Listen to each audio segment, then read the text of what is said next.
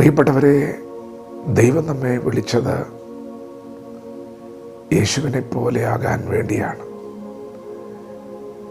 യേശുവിൻ്റെ സ്വഭാവത്തോട് അനുരൂപപ്പെടാൻ വേണ്ടിയാണ് ദൈവം നമ്മെ വിളിച്ചത്. യേശു ലോകത്തിൻ്റെ വെളിച്ചമാണ്. യേശു ഭൂമിയുടെ ഉപ്പാണ്. ഏതു മനുഷ്യനെയും പ്രകാശിപ്പിക്കുന്ന സത്യ വെളിച്ചമാണ് യേശു ക്രിസ്തു. യേശുവിൻ്റെ വാക്കുകളിൽ ജീവനുണ്ട്. യേശുവിൻ്റെ സാന്നിധ്യത്തിൽ സമാധാനമുണ്ട്, സന്തോഷമുണ്ട്, തൃപ്തിയുണ്ട്. യേശുവിനെ പോലെയാകുവാൻ ദൈവം നമ്മെ വിളിച്ചിരിക്കുകയാണ്.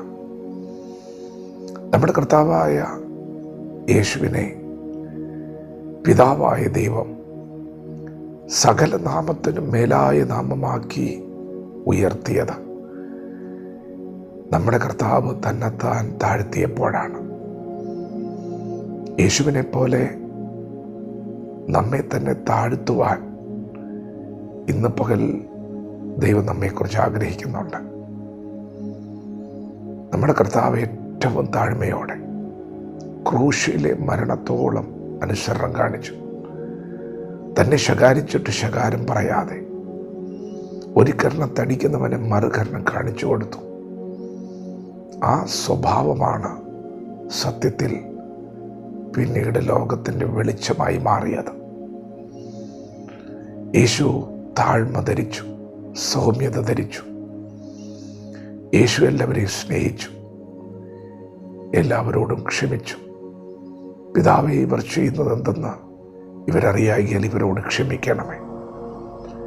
പ്രിയപ്പെട്ടവരെ, അങ്ങനെ ഒരു സ്വഭാവത്തിലേക്ക്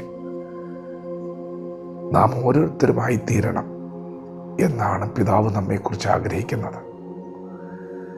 അങ്ങനെ ഒരു സ്വഭാവം, ആ ദൈവ സ്നേഹം നമ്മിൽ വെളിപ്പെടണമെങ്കിൽ പഴയ മനുഷ്യനെ അവൻ്റെ പ്രവൃത്തികളോടുകൂടെ ഉരിഞ്ഞു കളയുവാൻ നാം മനസ്സ് വയ്ക്കണം. നമ്മുടെ അവയവങ്ങളെ ദൈവസന്നിധിയിൽ സമർപ്പിക്കണം.